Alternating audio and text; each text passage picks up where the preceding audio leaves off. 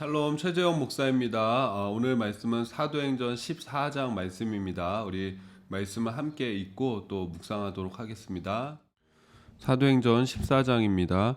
이에 이고니온에서 두 사도가 함께 유대인의 회당에 들어가 말하니 유대와 헬라의 허다한 무리가 믿더라.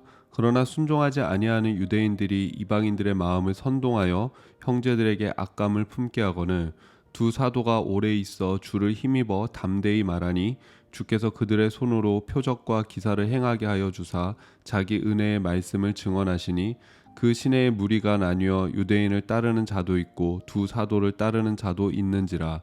이방인과 유대인과 그 관리들이 두 사도를 모욕하며 돌로 치려고 달려드니 그들이 알고 도망하여 루가오니아의 두 성 루스드라와 더베와 그 근방으로 가서 거기서 복음을 전하니라. 루스드라에 발을 쓰지 못하는 한 사람이 앉아 있는데 나면서 걷지 못하게 되어 걸어본 적이 없는 자라. 바울이 말하는 것을 듣거늘 바울이 주목하여 구원받을 만한 믿음이 그에게 있는 것을 보고 큰 소리로 이르되 내 발로 바로 일어서라 하니 그 사람이 일어나 걷는지라. 무리가 바울이 한 일을 보고 루가오니아 방언으로 소리질러 이르되 신들이 사람의 형상으로 우리 가운데 내려오셨다 하여 바나바는 제우스라 하고 바울은 그 중에 말하는 자이므로 헤르메서라 하더라. 시외 제우스 신당의 제사장이 소와 화환들을 가지고 대문 앞에 와서 무리와 함께 제사하고자 하니 두 사도 바나바와 바울이 듣고 옷을 찢고 무리 가운데 뛰어 들어가서 소리질러 이르되 여러분이여 어찌하여 이러한 일을 하느냐. 우리도 여러분과 같은 성정을 가진 사람이라. 여러분에게 복음을 전하는 것은 이런 헛된 일을 버리고 천지와 바다와 그 가운데 만물을 지으시고 살아계신 하나님께로 돌아오게 함이라. 하나님이 지나간 세대에는 모든 민족으로 자기들의 길들을 가게 방임하셨으나 그러나 자기를 증언하지 아니하신 것이 아니니 곧 여러분에게 하늘로부터 비를 내리시며 결실기를 주시는 선한 일을 하사 음식과 기쁨으로 여러분의 마음에 만족하게 하셨느니라 하고 이렇게 말하여 겨우 무리를 말려 자기들에게 제사를 못하게 하니라.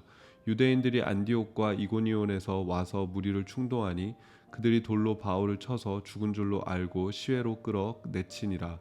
제자들이 둘러섰을 때 바울이 일어나 그 성에 들어갔다가 이튿날 바나바와 함께 더베로 가서 복음을 그 성에서 전하여 많은 사람을 제자로 삼고 루스드라와 이고니온과 안디옥으로 돌아가서 제자들의 마음을 굳게 하여 이 믿음에 머물러 있으라 권하고 또 우리가 하나님의 나라에 들어가려면 많은 환난을 겪어야 할 것이라 하고 각 교회에서 장로들을 택하여 금식 기도하며 그들이 믿는 주께 그들을 위탁하고 비시디아 가운데로 지나서 밤빌리아에 이르러 말씀을 버가에서 전하고 아딜리아로 내려가서 거기서 배 타고 안디옥에 이르니 이곳은 두 사도가 이룬 그 일을 위하여 전에 하나님의 은혜에 부탁하던 곳이라.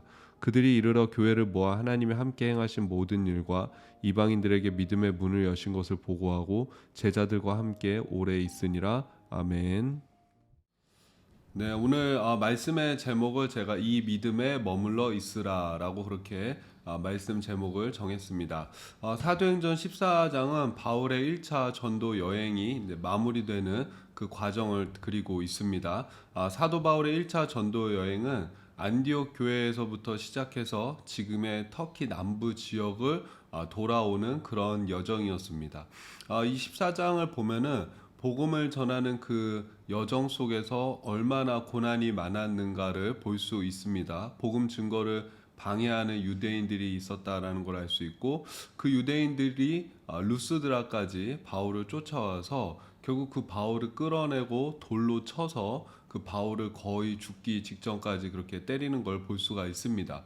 성경에 보면은 유대인들이 바울이 죽은 것을 죽은 줄로 알고 그를 내버렸다라고 되어 있죠. 그러니까 거의 죽기 직전이었던지 아니면은 이미 숨이 끊어진 것을 확인하고 내다 버린 것을 알 수가 있습니다.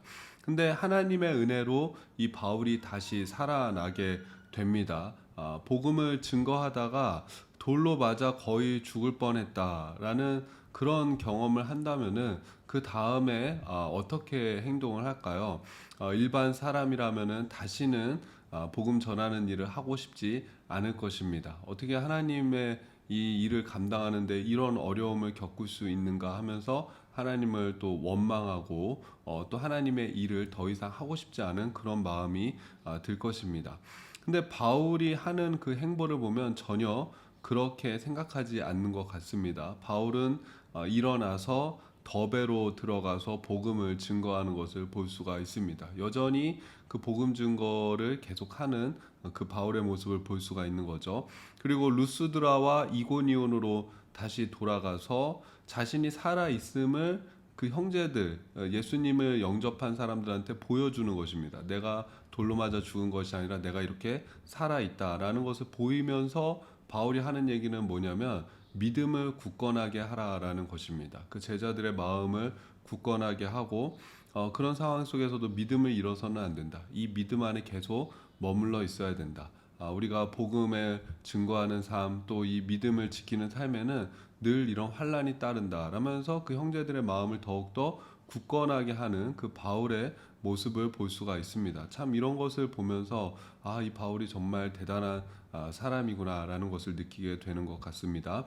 오늘의 묵상 질문입니다. 제가 이렇게 정해봤습니다. 첫 번째는 고난 속에서 우리는 어떻게 반응하고 있습니까?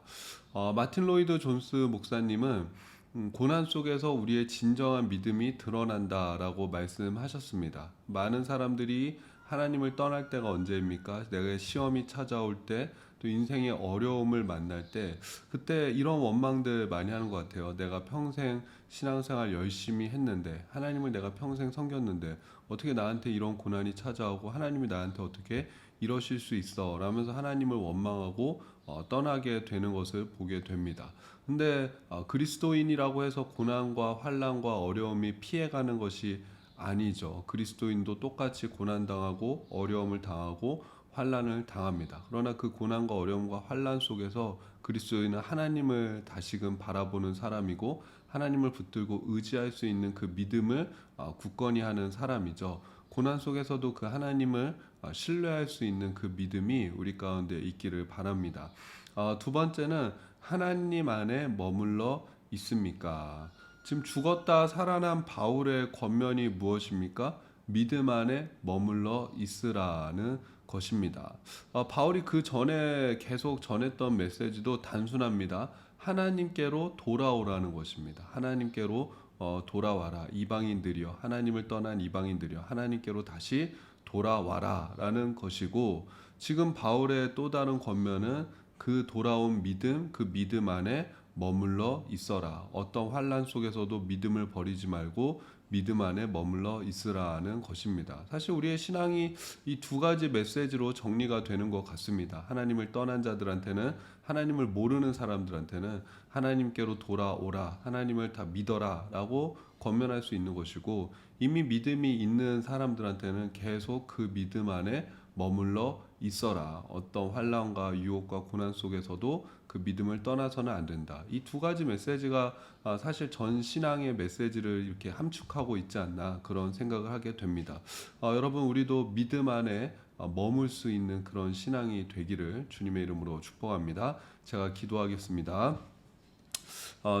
주님을 떠난 사람들이 있습니까? 주님께로 돌아오게 하여 주시옵소서. 또 주님 안에 거하는 사람들은 우리 안에 있는 이 믿음을 끝까지 지켜나갈 수 있도록 도와주시옵소서. 세상의 유혹과 환난과 시험 가운데서도 이 믿음을 잃지 않도록 주님께서 지키시고 붙들어 주시옵소서. 예수님의 이름으로 기도드립니다. 아멘.